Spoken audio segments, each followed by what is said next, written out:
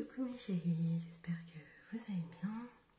J'ai envie d'aborder le thème des implicites. Des implicites de la part de la population blanche et des métis blancs.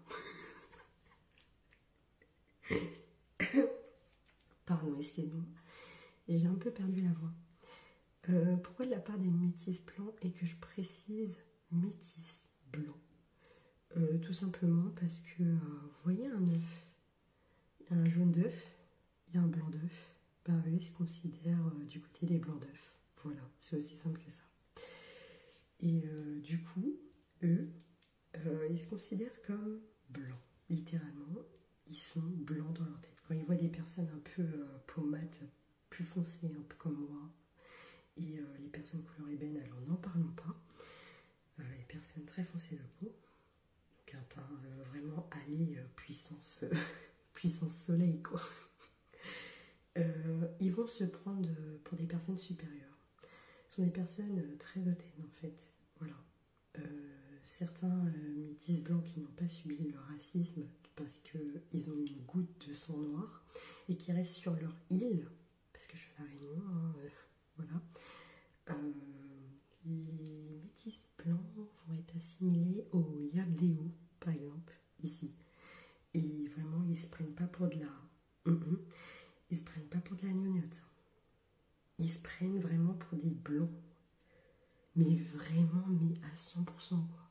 Eux, c'est des bounty. Ils ont oublié leur histoire. Leur histoire côté noir n'existe pas. C'est la nuit sombre. Aucune lumière pour les éclairer, quoi. Et ici, ils vont même pas chercher la lumière, en fait. Et malgré le fait que vous allez les guider, vous allez les aiguiller, leur dire mais votre histoire noire, vous en faites quoi? Pour eux, c'est à la poubelle, c'est aux oubliettes. Alors, faut même pas essayer. Il y a des moments, il faut même pas essayer de conscientiser certaines personnes. Voilà. Donc, au niveau des implicites, ça me fait très rire parce que vous voyez ma coiffure, j'ai des perles ces temps-ci et j'aime beaucoup ça. J'affirme mon côté africain, j'ai une certaine africanité. Mon enfant est africain puisque je suis avec un africain. Il n'y a pas plus que ça comme chocolat, je suis désolée de le dire. Elle est 100% chocolat. Elle est 100% cacao. Je vais pas la...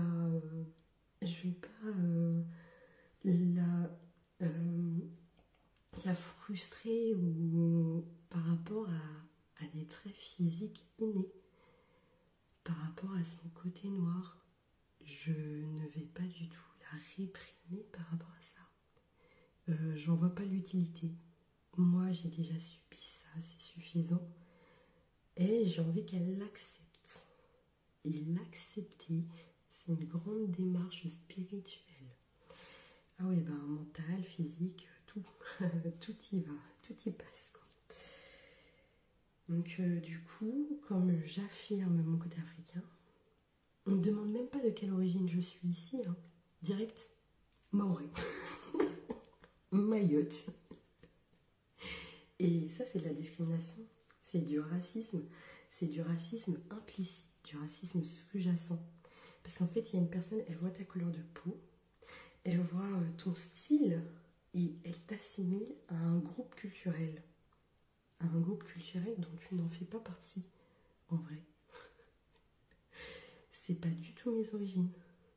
Ça provient pas de mes parents, ça. On me parle d'un pays que je connais pas. Quand on me dit t'as visité Mayotte, moi dans ma tête je suis là, mais je connais pas, hein. Des fois ça me donne envie de répondre comme les vasas,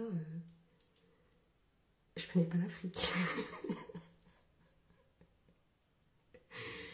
Ah, Seigneur, non franchement, c'est n'importe quoi. Ensuite, au fur et à mesure que le rendez-vous est en train de se dérouler, on vous dit mais oui, mais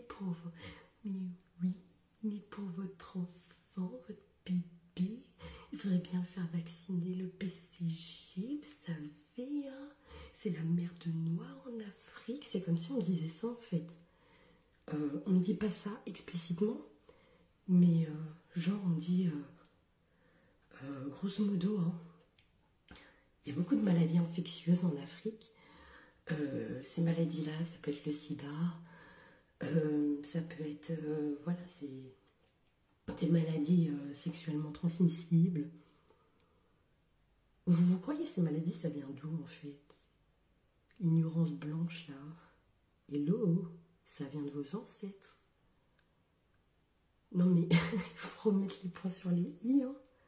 À un moment donné, après, oui, le tiers-monde, c'est l'Afrique, c'est la pauvreté, il y a Madagascar. Elle pointe mon origine là. Dans ma tête, j'étais là. Elle pointe mon origine. Il y a mon conjoint, il me regarde en mode t'as entendu là?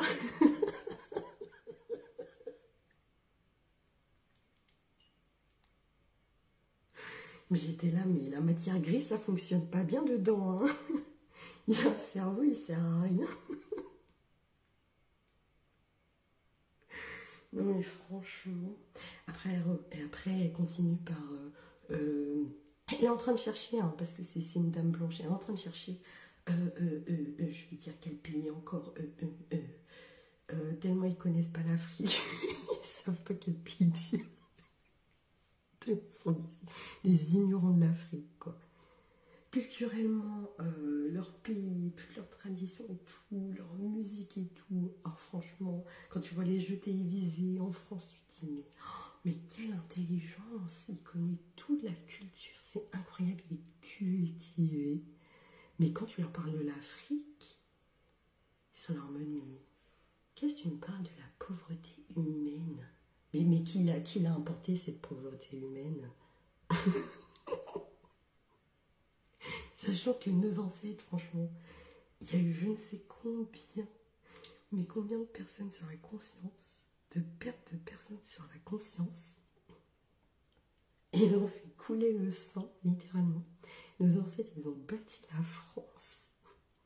Et voilà comment on est une population oppressée, opprimée, quoi. En 2024. L'éveil de conscience. Ouais, j'ai applaudi comme une otarie. J'ai fait le phoque. Ça m'embouche un coin. Non, franchement, c'est un monde de dinguerie, quoi. J'étais là en mode, mais tu me parles de mon pays comme ça, mais tu y es allé déjà pour savoir si ces maladies, elles existaient, d'où elles provenaient? Aucune étude scientifique sait d'où ça provient.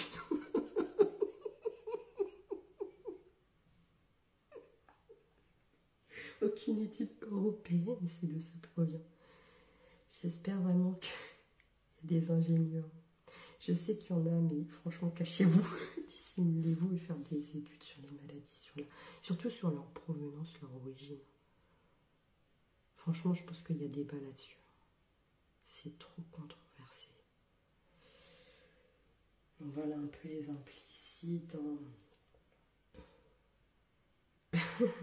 Déjà, ça fait ouah, ça en bouche un coin. Donc voilà, tout ce qui est domaine médical, économie, c'est la catastrophe au niveau des dom-toms, hein, littéralement. La catastrophe. On sait très bien qu'il y a la main dessus. Et les mentalités qui sont installées, toujours cette mentalité-là, des idées préconçues sur les étrangers, les personnes migrantes. Non, parce que quand c'est des blancs, c'est des expatriés, pardon. Des personnes en exil, pardon. Voilà. Donc du coup, sur la personne migrante, c'est vrai que quand t'es noir, t'as une façon de voir le monde. Tu vois en fait le monde des blancs. Sans bouche, quoi. Parce que si vous allez à l'école française et que vous n'avez pas forcément éduqué votre enfant à lire des livres, des romans, peu importe, sur des noirs, le premier noir qu'il va voir, l'image qu'il va avoir du noir, ça va être un homme svelte, frêle, très très mince, en couche littéralement, qui sera enchaîné ou pas, la plupart du temps enchaîné. Il est en train de suivre docilement un homme blanc. La première image qu'il va avoir de son peuple, du peuple noir, ça va être ça. Parce que pour moi, c'était le cas. C'est dégueulasse, mais oui, c'était le cas. Parce que quand on raconte l'histoire des Noirs, les Blancs font exprès de raconter là où c'était leur période glorieuse, l'esclavage. Et franchement, faut le prendre avec des pincettes. Parce que vraiment, là, mais tu pleures toutes les larmes de ton corps en fait. Littéralement, tu pleures toutes les larmes de ton corps. C'est pour ça, moi, je me dis, mais moi, je suis une métro noire. Hein. Franchement, je suis une métro noire. Hein. Métro noire, ça veut dire quoi? Traumatisme psychologique fait par les blancs. Et on a survécu. Parce qu'on arrivait à l'âge adulte. Je rigole, mais je suis prise pour une métisse, donc du coup, j'ai subi des traumatismes un peu des deux côtés. Pourtant, je suis pas une métisse blanche. Moi, je me suis jamais pris pour une blanche. Je me suis toujours pris pour une noire. Mais après, on sait très bien que diviser pour mieux régner, franchement, c'est le meilleur stratagème. Hein. C'est pour ça que pour moi, l'école, c'est un temple sacré qui fait un lavage de cerveau à col blanc. Franchement, il endoctrine les gens à col blanc, littéralement. Donc, ça fait beaucoup. Hein. Vraiment beaucoup. On va continuer à une prochaine vidéo.